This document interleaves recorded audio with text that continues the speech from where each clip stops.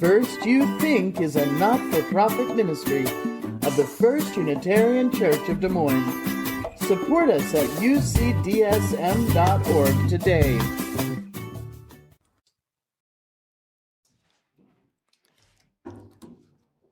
Good morning, friends. Good morning. I am Todd Lockman, and these are my reflections of the USA at 250 years and a bit of what I know of my family's immigrant story. Imagine 1776 here in the Midwest. A small number of trappers, traders, and missionaries of European descent had traipsed through. Meanwhile, what were known as the 13 colonies decided to toss the Brits' favorite drink into Boston Harbor, jump ship, and declare truths that were self-evident. About 15% of the people had a say in how our early government was run, also known as white landowning males. Life went on as it had for many hundreds of years for the native populations in this region. The world's population was estimated at 800 million, and the colonies represented about 3% of that number. This would have been 10 generations ago. Now, fast forward to the United States Centennial in 1876. The contours of what we now refer to as the continental U.S. were essentially formed, and the tribes who had called this place home for 100 generations or more were mostly dead of disease, displaced, or moved on to reservations, which became progressively smaller. Now, 150 years ago, my great-grandparents began immigrating to Minnesota. The world's population had grown to 1.4 billion, and our country's share was about 3%. At this point, 30% of our population had the ability to influence how government was run by using the ballot box. Still, only men qualified, and although owning land was not a requirement, citizens may have been disenfranchised by a poll tax, literacy test, or arbitrary status as a Native American. Fun fact, the 1876 election set the bar for highest turnout with 81.8% of eligible voters casting a ballot. Nonetheless, a government of, by, and for all the people was still generations away. Now we leapfrog to 1776. We're to a point where perhaps half of you have direct memories. 1976. Thank you.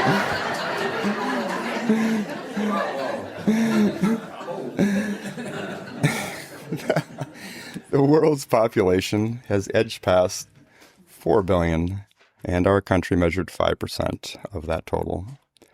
Unless you were imprisoned or under 18, you could now vote. That's the good news. The bad news, only 54% of eligible voters actually did. Though my parents' cousins were still tied to the land as farm families, none of my cousins would carry on as farmers. What a contrast from 100 years prior, 1876, when nearly all my ancestors did.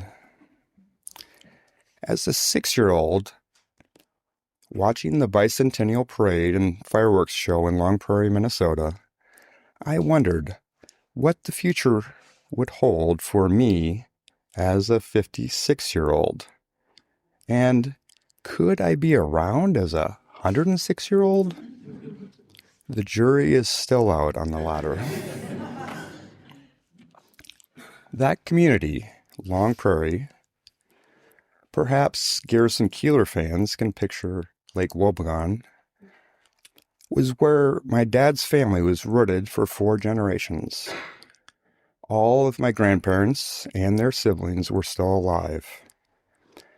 Grandpa Lockman recently retired after 45 years as a bank teller. My grandma was the town's hospital accountant for 35. It seemed to me they knew just about everyone, and just about everyone knew them. The main street bustled, and the town went all in on the parade and fireworks show. My 6-year-old self really enjoyed the free fudgesicles. My father was one of 3 brothers. My grandfather was one of 3 brothers, and so too my great-grandfather, one of 3 Lockman brothers. The Lockman family name is well represented in Long Prairie's Lutheran Church Cemetery. It's about as an idyllic story as one could conjure of the American dream. Yet, just like the rest of America, the dream could be a nightmare for the dispossessed. When I was a small child, my devotedly Christian grandfather, Otto, told me few Native Americans were to be seen when his grandfather arrived from Germany. Before Long Prairie was platted as a town, it was agency headquarters for the Ho-Chunk Nation, known to many as the Winnebago. The United States government subsequently moved the tribe, often forcefully, from Wisconsin to Iowa, to the middle of Minnesota, to southern Minnesota, to South Dakota, and finally Nebraska, offering bounties to capture those who refused. I realize now that all the land which provided sustenance to my immigrant forefathers was once under the stewardship of Native Americans, who in 1976 could only claim 2.3% of the land as a resource. Well, that brings me around to 2026. Our country's populace is up 60% in the last 50 years. The world's population has doubled, and our share is now 4%. In spite of current leadership that wants to embrace a romanticized past versus welcoming a multifaceted future, I am optimistic that a brighter, fully integrated society is possible and necessary. To my mind, expecting anything less would be a disservice to the spirit of 1776. In case you happen to wonder, my father and his 2 brothers became fathers of 1 boy and 1 girl each, altering the tradition of 3 Lockman brothers.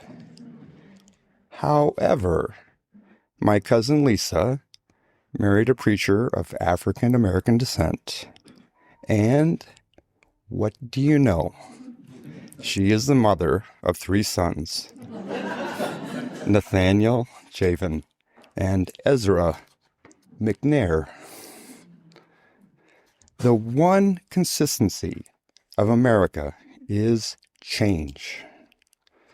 Perhaps in 50 more years, enforcement of our laws and due process will apply the same for all. Whether you are a citizen who becomes president or a migrant working towards citizenship, may life, liberty, and the pursuit of happiness truly be an opportunity for every person in the United States and beyond our borders. Now that would be a delight to see at age 106. My name is Oge N. My pronouns are he, him. All right. I'm lucky to be born in the United States and then to have lived outside the country for many years. So I want to share a couple of stories of what it's like experiencing the U.S. from kind of an outsider point of view. So I was born in the 80s to Nigerian parents. My dad was in his 30s. My mom was in her 20s. He was a lecturer at the University of Maiduguri in the northern part of Nigeria. And he was kind of a hotshot, I guess, so his university sponsored him to get further education at the University of Washington in Seattle. So my parents flew to Seattle, and I was born while they studied there. Now, I was born 1 month prematurely, and so I had to spend some time in an incubator.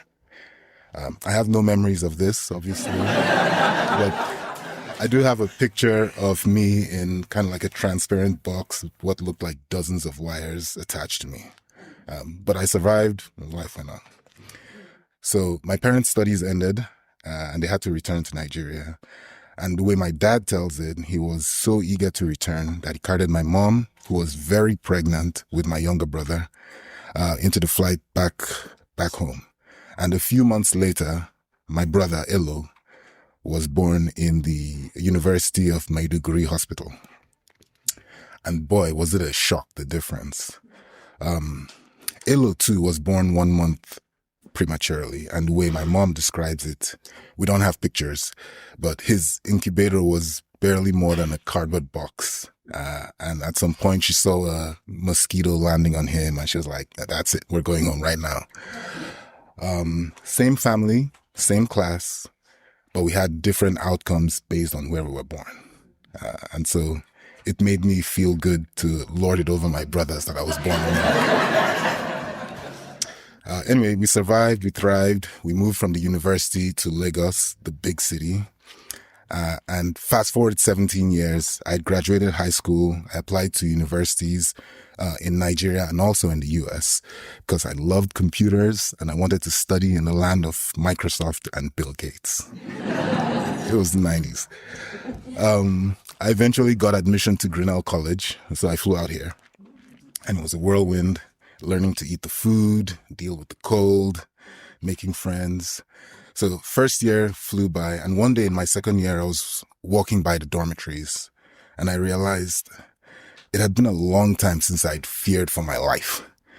So if we take a step back, in Lagos, the most populous city in the world, or at least a contender, when you walk down a suburban street, you don't see houses. You see fences. It's like concrete fences, 7 feet high, with barbed wire on the top, and then over the top of those in the back, then you can see the tip tops of the houses inside. And that's because in the 90s and since then, banditry was a big problem. So, and not just in Lagos, but in the whole country. So goons with guns would show up at night and ask your money or your life. As a kid, I'd hear stories from relatives who'd survived such encounters, and sometimes I would even hear gunfire at night. And so at some point, I must have just internalized the fear that going to sleep each night, I might be woken up by robbers. So that day, in my second year at Grinnell, I was walking past the dormitories and I realized I'd been sleeping, waking up, and walking around at night with no fear for my safety. So I was glad to be in the U.S. Anyway, fast forward to the 2020s.